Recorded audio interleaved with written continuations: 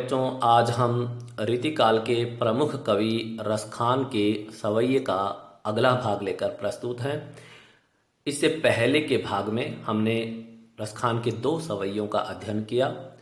प्रस्तुत सवैये में रसखान दो गोपियों का वर्णन करते हुए कहते हैं कि एक गोपी दूसरी गोपी से श्री कृष्ण का रूप धारण करने का निवेदन करती है, अर्थात श्री कृष्ण का स्वांग करने की बात कहती है। दूसरी गोपी द्वारा पहली गोपी के इस निवेदन को स्वीकार कर लिया जाता है और श्री कृष्ण का स्वांग धारण करते हुए, उनका रूप धारण करते हुए वह क्या कहती है उसी का वर्णन यहाँ पर रसखान ने किया है।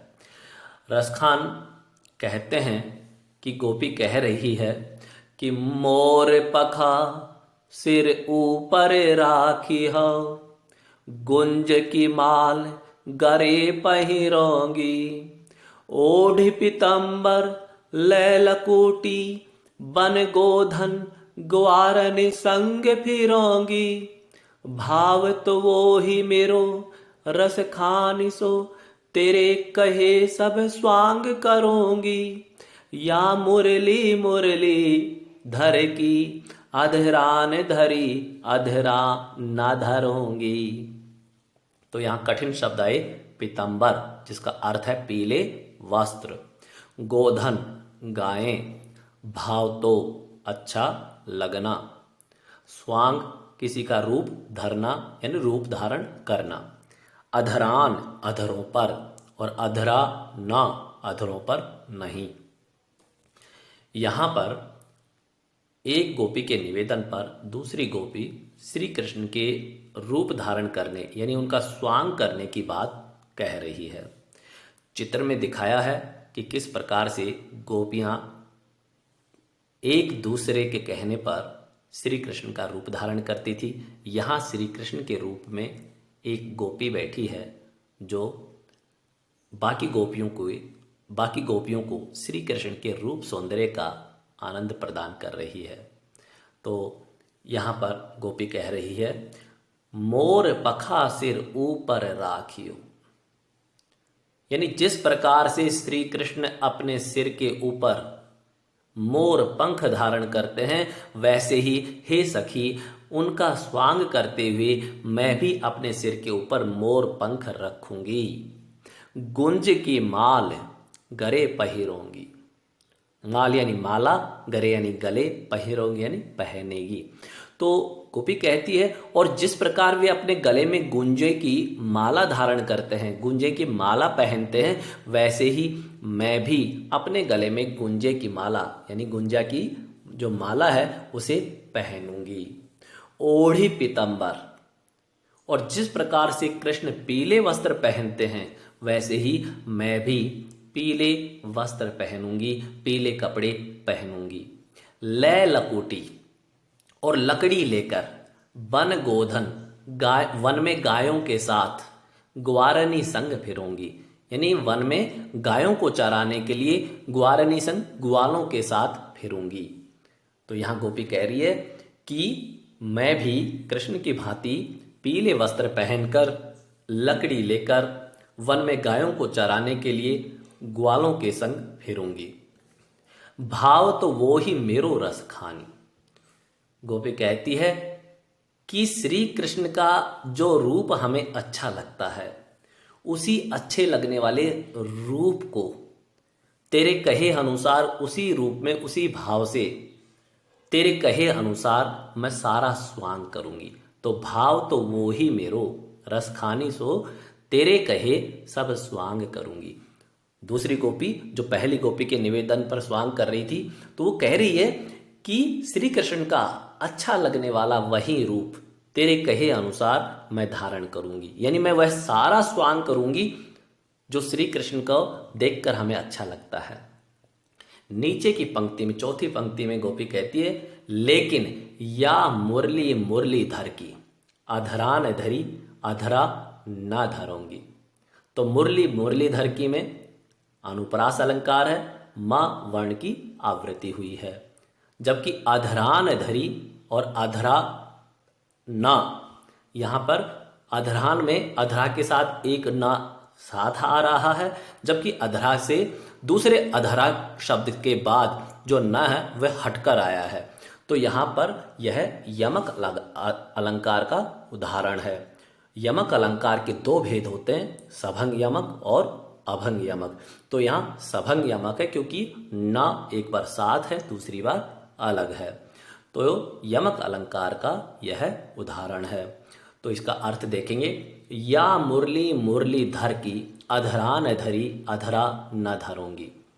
गोपी कहती है कि हे सखी, तेरे कहे अनुसार मैं सारा स्वांग करूंगी, लेकिन नीचे की पंक्ति में कहती लेकिन या मुरली यानी यह मुरली अर्थात बांसुरी मुरलीधर की, यह मुरलीधर कृष्ण के लिए आया है। ये जो कृष्ण की मुरली है, बांसुरी है, अधरान धरी जो उन्होंने अपने होठों पे धारण की हुई है, अधरा न धरूंगी, अपने होठों पर धारण नहीं करूंगी। तो यहां गोपियां श्री कृष्ण के होठों पर रखी हुई, उनके अधरों पर धारण की हुई मुरली को, बांसुरी को अपने होठों पर धारण करने के लिए मना करती है। वह कहती है कि सखी, तेरे कहे अनुसार मैं श्री कृष्ण का सारा रूप धारण कर लूंगी, उनका पूरा स्वांग करूंगी, लेकिन वे जो अपने होठों पर मुरली को धारण करते हैं, बांसुरी को धारण करते हैं, उस बांसुरी को मैं अपने होठों से नहीं लगाऊंगी। तो यहां ऐसा क्यों कहा, इस बात को हम समझेंगे। गोपियां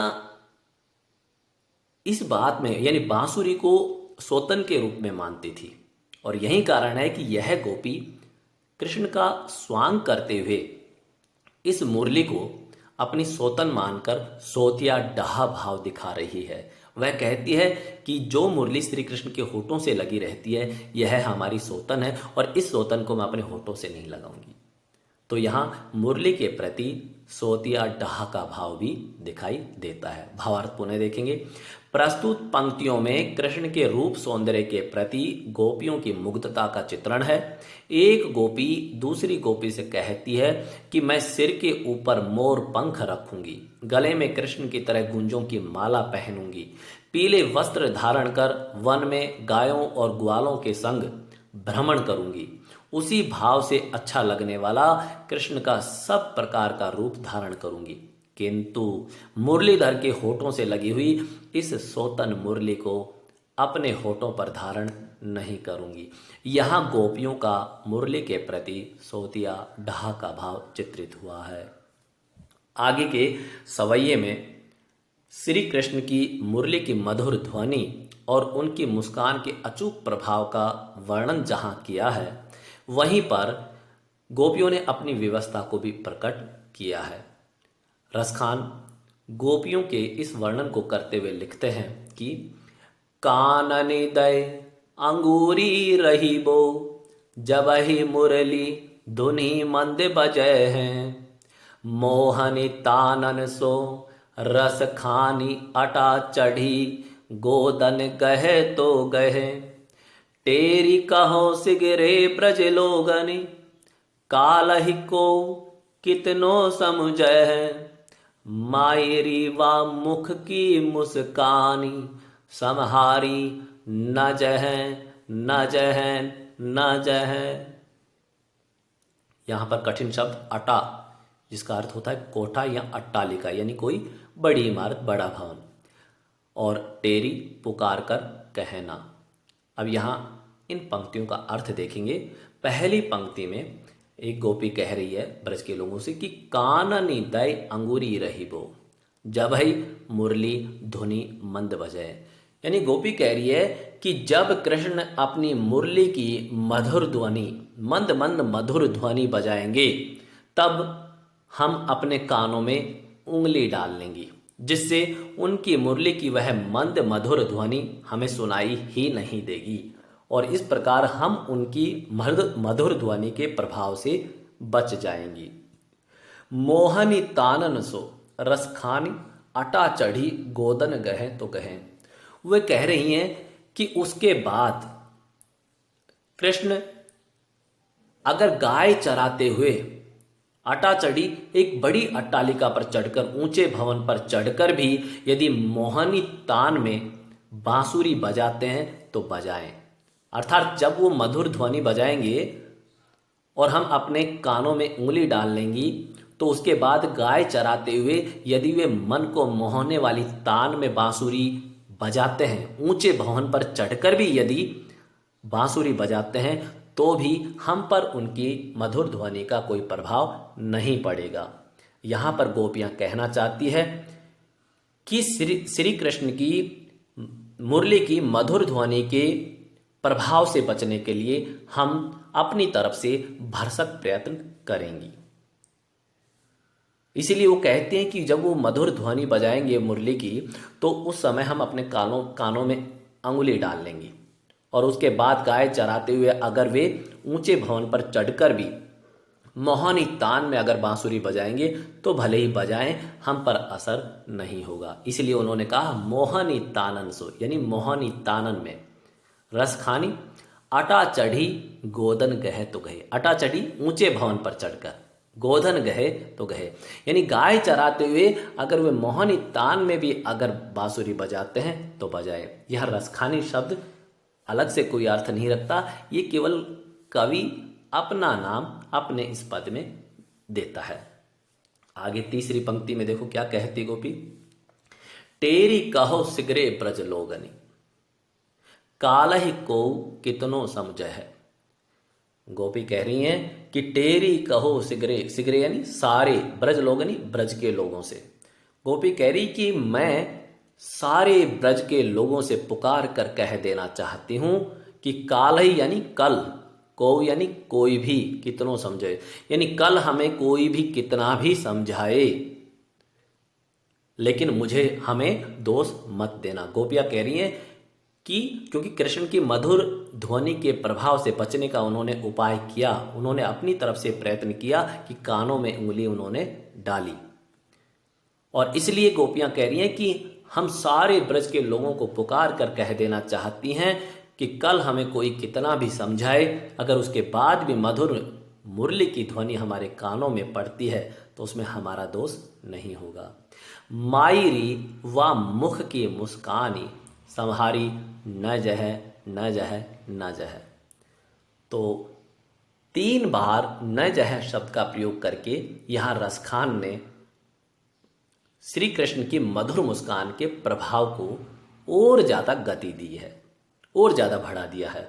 इसलिए चौथी पंक्ति में गोपी कह रही है कि मायरी वा मुख की मुस्कानी, वा मुख की कृष्ण के मुख की मुस्कानी, मधुर मुस्कान, संहारी न जह अर्थात संभाली नहीं जाती है, नहीं जाती है, नहीं जाती है। गोपी कह रही है कि मैयारी श्री कृष्ण की मधुर मुस्कान की जो ये प्रभावात्मकता है, श्री कृष्ण के मुख की जो मधुर मुस्कान है, उसका प्रभाव संभाला नहीं जाता, नहीं जाता, नहीं जाता। तो चौथी पंक्ति बड़ी प्रभावी बन गई है। भावार्थ पुनः देखेंगे।